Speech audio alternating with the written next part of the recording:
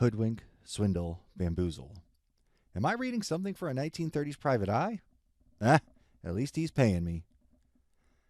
Hello, people of the internet. Have you heard of QAnon? It's a scam, a swindle, a con. It's a three-card Monty. These folks are pulling the wool over your eyes, playing you for a sucker, hitting you with the old razzle-dazzle. And the man to tell you about it is here. From the Poker and Politics Twitter feed, it's the Exit Through the Grift Shop podcast. Hello, everyone. Welcome to the Exit Through the Grift Shop podcast, done by the same schmuck who's doing the Poker and Politics Twitter feed. Hope you're enjoying my tweets. Hope you enjoy this podcast. I'm going to try to do 3 of these a week. I'm going to give you about 20 to 45 minutes worth of content each podcast. I'm going to do 2 QAnon-based podcasts a week that are going to be mostly...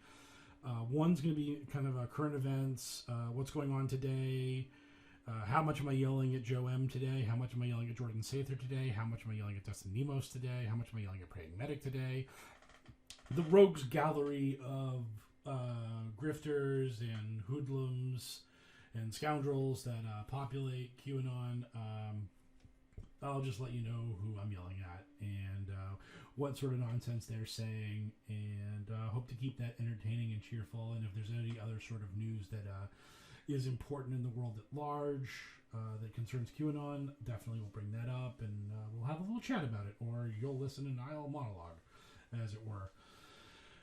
The second QAnon-based podcast I'll do each week will be kind of an overview of the conspiracy theory mindset of cults, of how people get into these kinds of things, what is so nice about being in a cult like this, what is the benefits of believing these kind of conspiracy theories, what people get out of this kind of thing, what is...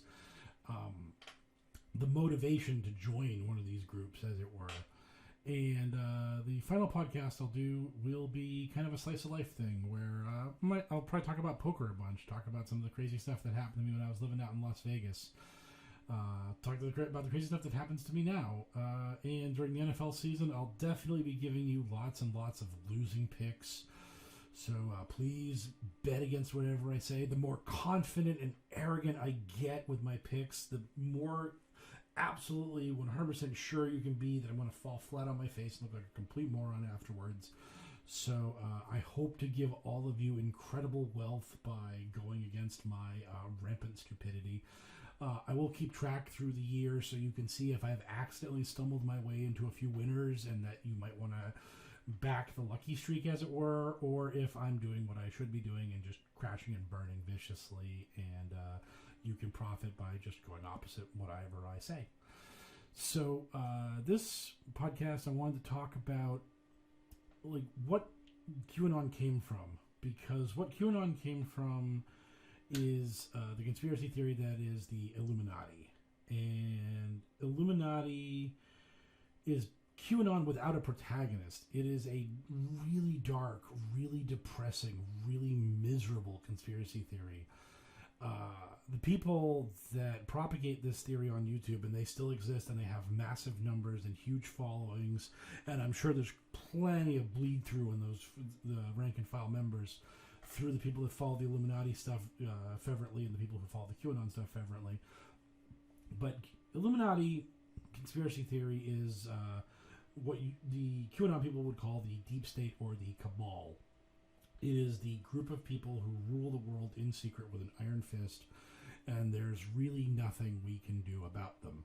And what makes this incredibly depressing is the fact that there's no protagonist in the Illuminati story. In the Illuminati story, you just have bad people who are Satanists. There's not as much adrenochrome in Illuminati that I know of, but I'm sure it's out there somewhere. But the Satanists rule the world, and of course they rule the world in both of these mythoses because Satanists are the stand-in for Jews, because you don't want to say Jews when you're talking about a conspiracy theory, or else you sound viciously anti-Semitic, because that's what the vast majority of conspiracy theories are. They're just an excuse to say that a small group of people who are well educated and own all the money and control Hollywood are secretly in charge of the world.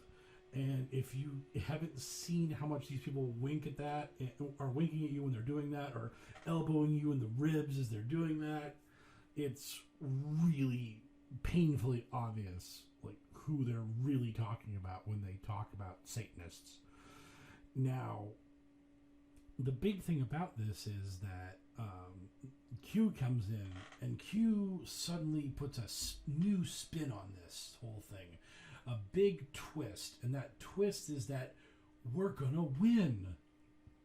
That depressing, miserable, horrible Illuminati conspiracy theory where victory was inachievable, that knowledge of the world you live in is a curse. It is Lovecraftian in a sense, where knowing the true horror of what reality is will drive you mad because you're exposed to forbidden truths. You're exposed to hidden knowledge that is not great. But in Q World, this super secret spy has managed to rally a military team of super awesome military geniuses, and they, along with Donald Trump, who is absolutely a selfless patriot who we should all love and respect, and is not some grifting con man who is at some ill-defined stage of dementia. These people are going to destroy the Illuminati, the Cabal, the Deep State, and bring peace on Earth and a glorious revolution of freedom that we as a civilization have never known before, because we've always been in chains. We've always been held in bondage by the Deep State.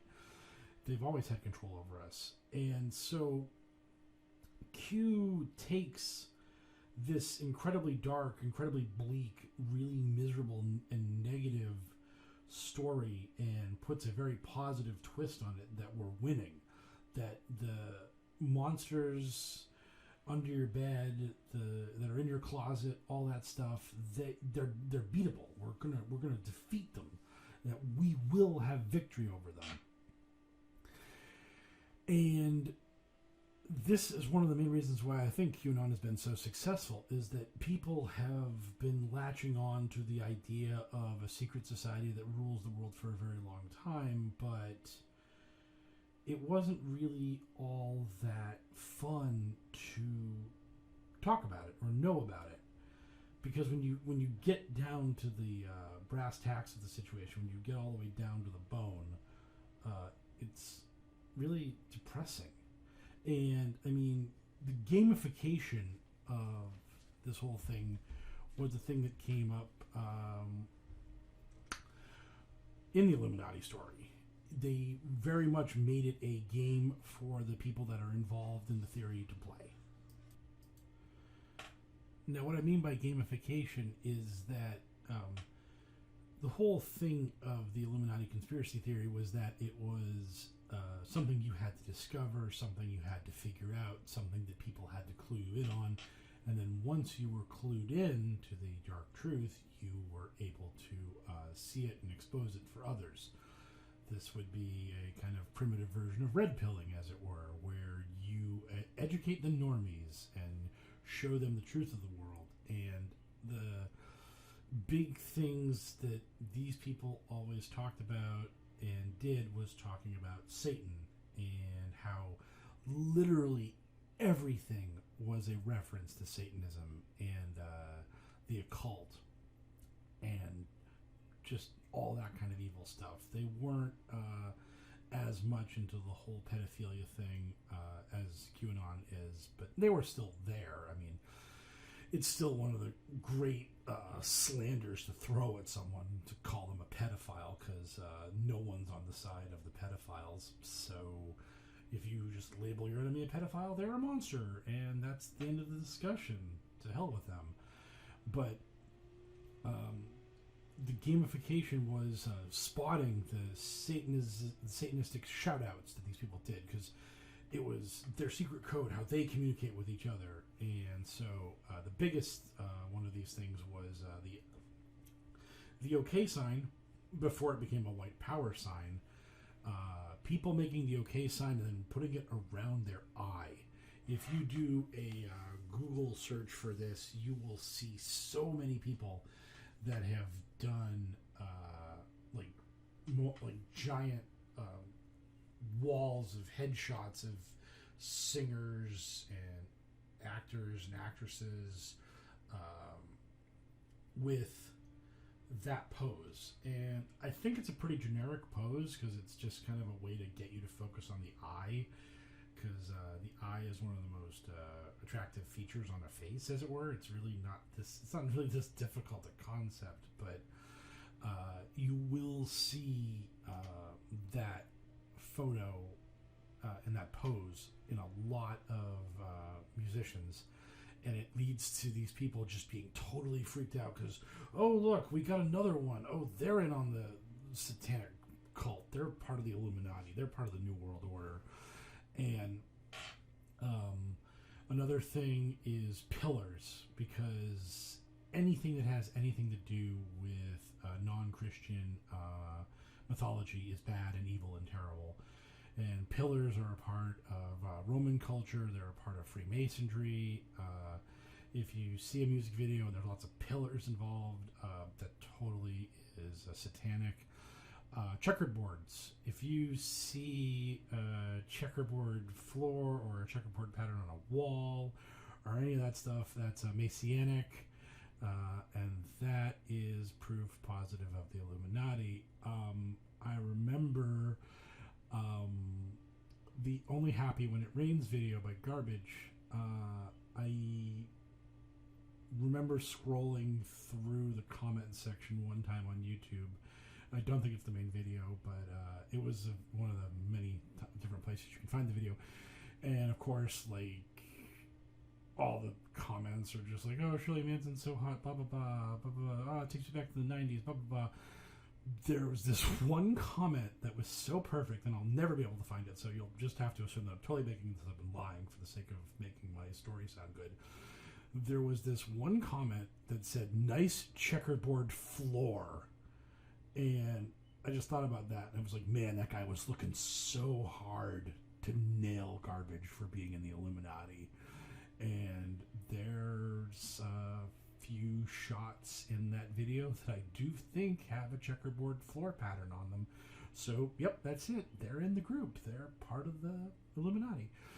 And Katy Perry had a Super Bowl halftime show, and what's really awesome is if you do a Google search of Super Bowl halftime shows Illuminati, like every single Super Bowl halftime show will come up as being an Illuminati ritual, because this is one of the main tenets of the Illuminati conspiracy theory, is that every year the Illuminati have their mass ritual of the Super Bowl when the eyes of America and the world are all fixated on one spot. They have their Illuminati pawn singer go out there and salute Satan in front of the world and indoctrinate us with the mind poison that comes with watching a satanic ritual. And what was really hilarious about this was, I'll get to Katy Perry in 1 second, so don't think I missed that. And if I didn't say her name, and this is a total non sequitur, I'll bring her up, so don't worry about it. But when Lady Gaga was going to perform the Super Bowl halftime show, the people that believed in the Illuminati conspiracy theory, and from the moment she became really popular, they were absolutely obsessed with her. She was the biggest Illuminati pawn ever. Her satanic power and reach was incredible. Like, she was going to supplant Madonna as the High Witch of the Illuminati and all this kind of stuff. And there was Alex Jones, even when posted things saying that the Super Bowl halftime show was going to be a satanic ritual. Not that Alex is like some like great mainstream person or anything like that. He's a total nut, but he gave voice to these people and was just like, the Illuminati ritual thing totally happening because Lady Gaga is going to do a satanic ritual for everyone to see. And what was really hilarious was, because I just am completely sick in the head and I just eat this stuff up, I watched all the reviews of Lady Gaga's halftime show, and she really gave them nothing, because the game that they play, the things they're looking for, she didn't give it to them. They're always looking for pentagrams. There weren't any. They're always looking for pillars. They're looking for fire. They're looking for the checkerboard floor, as I said. Pretty much any geometric shape can somehow be twisted into a bad thing. She just really didn't do a lot of the things that they think of as being bad. And this really drove them up a wall. They were so mad that they didn't get like the content they were expecting out of the Super Bowl halftime show, that they couldn't just rail on and on for 45 minutes and stuff 3 or 4 ad breaks into the thing and get monetized and get their money from screaming and yelling about Lady Gaga being a Satanist. They ended up doing a 10-minute video where they were just like, yeah, she's a bad person. Man, I really didn't see a lot of Satanism, but them's the breaks, and hopefully next year there'll be way more Satanism in the Super Bowl halftime show. And this is the heads we win, tails you lose dichotomy of these YouTube breakdowns, because the Katy Perry halftime show was dripping with Satanism. It was just most appalling satanic ritual in the history of the universe. And when that happened, all these people did their videos and they were screaming and yelling about, oh, they're just throwing it in our face. The Satanists are laughing at us. They're mocking us with this vile tribute to Moloch that, like, even the most hardcore blue-pilled normie would be able to understand what's going on. And then Lady Gaga comes out and gives them nothing, and their response is, well, the Illuminati know we're on to them, so they had to tone it down this year. And the same thing happened with Justin Timberlake in the last halftime show. He really didn't give them a lot, and they were just sort of like, meh, meh, meh. So, actually, I think that was when the Eagles beat the Patriots. So I don't even remember what the previous halftime show was. And I guess it wasn't very satanic. So I'll have to check that out later. But anyways, Katy Perry comes out, and oh, man, she had everything. I remember she rides in on a giant mechanical lion, and there's a Bible passage that Satan is like a lion, so that blew their minds. She was wearing a dress that was like very emblematic of fire. That's elementalism. That's paganism. That was terrible. Everything she did, she danced a little too sexy. There was this one guy, I'm not even kidding, and this was so hilarious, because this was broadcast on worldwide television as the Super Bowl. Everyone saw it. Lenny Kravitz and her did some dancing. This dude posted stills of them dancing and used the black box censorship squares around their bodies, because the dancing they did that was on national network television was a little too extreme and a little too sexual for the kids, so he had to tamp that down because he didn't want to expose anyone's minds to perversion.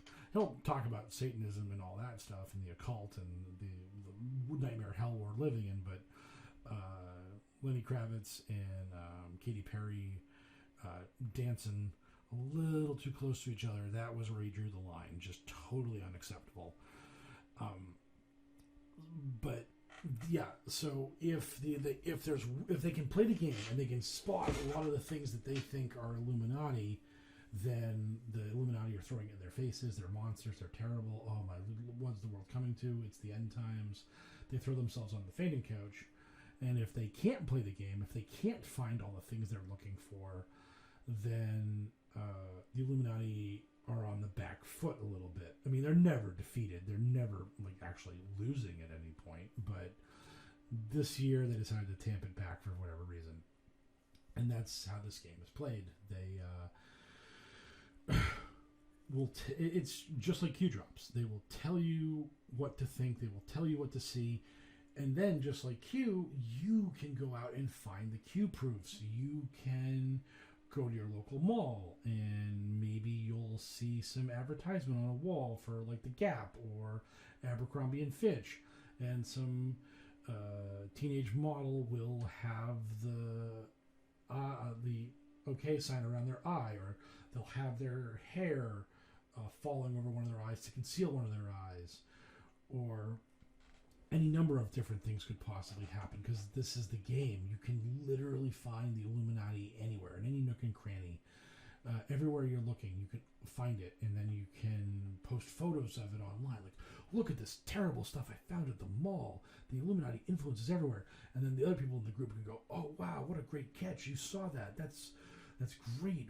We can see their evil, their influence, their symbols are all around us. And that's the thing, is that you get to play this game. You get to spot the bad guys. You get to catch the bad guys doing the bad things. And that's what the Q proofs are, in kind of a reverse, where in the Q proofs are, you're proving that the good guy is totally real, and he's really going to do the really real things he says he's going to do. And it allows you to be invested and to be a part of the whole experience. So you don't just have to sit around and be told that 9/11 was an inside job, or that this bad thing happened, or that bad thing happened, or this, that, or other thing. You actually engage. You actually get to be a part of it. I remember Adele did a concert once, and then after the concert was over, it was a concert for TV, and after the concert was over, she walked off the stage, and then she went into the backstage area, and she got into a car, and the car drove away, and I think the license plate had a 666 on it, and oh man, did people quote unquote catch that. And then they freaked out, because now Adele's part of the Illuminati, because everyone's part of the Illuminati, and that's the way this works. Now, what's really funny is, so Katy Perry gave the most satanic Super Bowl halftime show you could ever imagine. The Super Bowl and the Grammys are really closely scheduled around each other. It's usually 1 week apart or so. That year at the Grammys, Katy Perry did a performance where she was just in a plain white dress and sang a song just about how awesome God is and how much she totally loves God and God's great. And that was that. And of course, that no one saw that, no one brought that up, because that wouldn't fit the narrative. That's not acceptable to the Illuminati. We can't be having Katy Perry being a good guy, because she's really bad and evil, and everyone hates her. And much like QAnon, the Illuminati conspiracy theory relies on taking things out of context, taking common phrases, taking slips of the tongue, and twisting them into meaning whatever it is you want them to mean. Like John Kasich said that it was really traumatic that John McCain had just been put to death 24 hours previously, and the QAnon people were like, he admitted that this was an execution and that this was a very obvious murder thing that had happened. And this got everyone all really riled up and freaked out, because he had said that John McCain had been put to death instead of put to rest. And now it made no sense, because John McCain had died a good while ago, and that the comments he was making were after John McCain's funeral, so it was very obvious that he meant put to rest, and that he couldn't have been put to death 24 hours previously. But that didn't stop QAnon from making this a huge thing. Barack Obama, one of his campaign stops, I believe in 2008, someone asked him about rigged voting machines, and he said, because at the time I believe Democrats were mostly in charge of Ohio, he said, well, we got people in control of the machine. We got people controlling the machines here, and people took that as meaning that the election in Ohio was being rigged for Obama, not that the Democrats run the state, so they're going to run a fair election, and yet you don't have to worry about election fraud. And by that same token, Katy Perry one time had an interview, and she was talking about how she just wasn't getting anywhere as a Christian singer, because that was her original entry into the entertainment business, was that she was singing gospels and Christian music, and it just wasn't getting her anywhere. She wasn't achieving any level of fame and success, or at least not the levels of fame and success that she wanted. And so she realized she was gonna have to start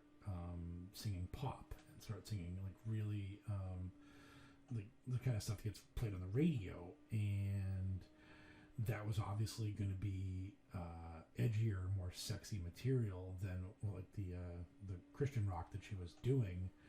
And so in the interview, she says that, well, I had to sell my soul to the devil. And that is her way of saying, yeah, I'm a good Christian girl. I wanted to go down this road this way, but I found that it wasn't working for me.